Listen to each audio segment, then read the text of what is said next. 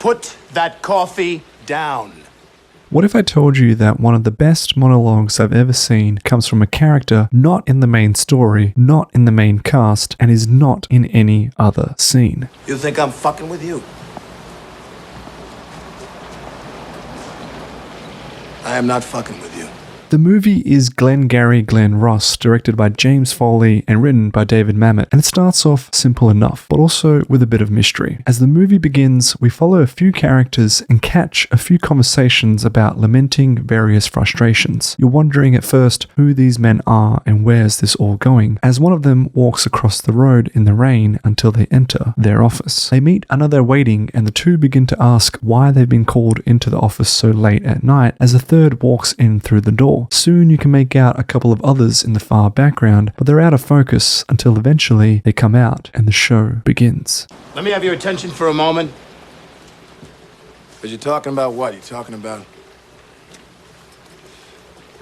bitching about that sale you shot. Some son of a bitch don't want to buy land. Somebody don't want what you're selling. Some broad you're trying to screw, so forth. Let's talk about something important. Are they all here? All but one. Well, I'm going anyway. Let's talk about something important. Put that coffee down.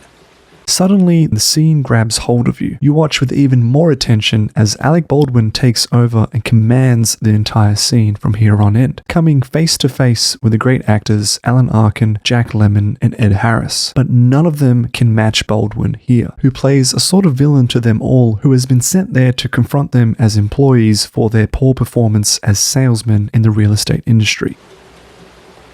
Your name's Levine. You call yourself a salesman, you son of a bitch?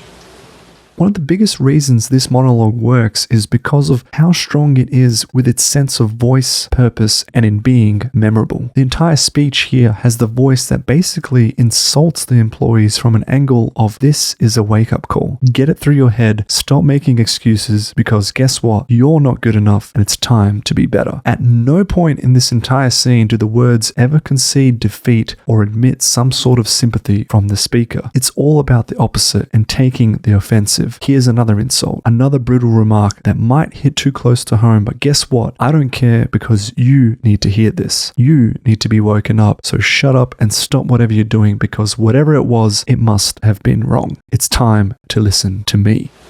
I don't gotta listen to this shit. You certainly don't, pal, because the good news is you're fired. The bad news is you've got just 1 week to regain your job, starting with tonight. Starting with tonight's sit. Oh, have I got your attention now? Which is why the purpose of this monologue is also disguised as really a scene about giving some tough love and nothing to do with being mean or cynical or even negative. It's the general slapping the soldiers in the face to wake them up from their slumber, and even if it comes across as so bloody brutal or out of place, all of it is actually coming from a good place in that he wants them to ultimately succeed. The boss wants his employees to do a good job so that both can be happy. But that's kind of why it's also so memorable, because there's just so many good one-liners here that are catchy and comical at the same time. The insults are perhaps crude, but they're cutthroat and direct, and they're there to have a purpose, to stir them into action. You got leads. Mitch and Murray paid good money. Get their names to sell them. You can't close the leads you're given. You can't close shit. You are shit. Hit the bricks, pal, and beat it, because you are going out. The leads are weak. The leads are weak. The fucking leads are weak. You're weak. I've been in this business 15 years. What's your name? Fuck you. That's my name. You know why, mister? Because you drove a Hyundai to get here tonight. I drove an $80,000 BMW. That's my name.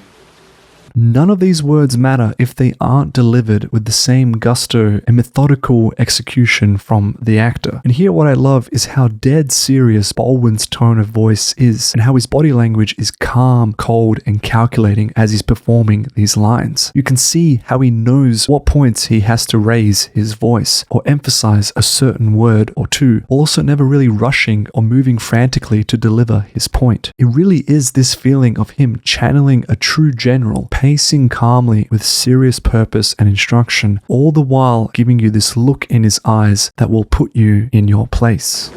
A, B, C. A, always B, B, C, closing. Always be closing. Always be closing.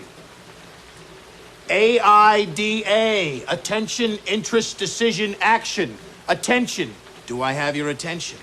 Interest. Are you interested? I know you are, because it's fuck or walk. You close or you hit the bricks.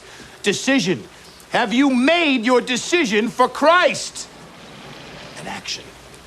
There's something about his eyes that are just so great, but there's also this subtle cinematography, particularly on moments to highlight all four characters in the room with some nice staging and blocking so that all of their viewpoints can be seen, to then also showing us some great close-up facial reactions, which to me are my favorite. You can feel the tension in these moments, and some of the dead-eyed stares that happen between the characters are just fantastic. AIDA. Get out there. You got the prospects coming in. You think they came in to get out of the rain? A guy don't walk on the lot lest he wants to buy. They're sitting out there waiting to give you their money. Are you gonna take it? Are you man enough to take it? Then there's the lower angles on Baldwin that make you feel like you're one of the employees themselves, looking up to him and perhaps conveying this feeling that they are cowering away in fear as he rains hellfire and abuse from above. It's also kind of interesting to compare this to a direct parody of this scene that also features Alec Baldwin on the show Saturday Night Live, because in that scene, it just doesn't feel right. Notice the differences in delivery, the timing and execution. Even his body language feels a bit stranger, perhaps because it's trying to be funnier for the sketch show, but to me, it also seems to come across a bit lazier, like he's doing just a good enough job for the show instead of absolutely nailing the performance. Remember, boys and girls, always, A, always, B, B, C, closing. Always be always be cobbling, always be cobbling. But coming back to the scene, I really love watching the little moments that happen in between, from Ed Harris's character wanting to stand up and challenging Baldwin, all the way to Jack Lemmon's character telling him blankly that there's nothing he can do because the leads he gets are bad. In a funny way, both characters are actually at their wits' end, as Baldwin doesn't know what else to do with these employees, while the employees don't really know what to do with themselves. And this scene kind of highlights these polar opposite ends of spectrum, where one character is intentionally trying to piss them off, while the other is holding everything back as they look at them thinking, well, what else do you want me to do? And that dichotomy is just so wonderful to see. What's the problem, pal? You, Moss. You're such a hero. You're so rich. How come you're coming down here and waste your time with such a bunch of bums? You see this watch? You see this watch? Yeah. That watch costs more than your car. I made $970,000 last year. How much you make? You see, pal, that's who I am, and you're nothing. Nice guy? I don't give a shit. Good father? Fuck you. Go home and play with your kids. You want to work here? Close. What I finally love is that when Baldwin finishes his speech, he doesn't bother to answer their questions or to do anything more. Instead, he just picks up his suitcase, goes back into the office room, puts on his coat, and eventually just walks out. And to answer your question, pal, why am I here? I came here because Mitch and Murray asked me to. They asked me for a favor. I said, the real favor, follow my advice and fire your fucking ass, because a loser is a loser. What a fitting ending to a character that just owned the scene.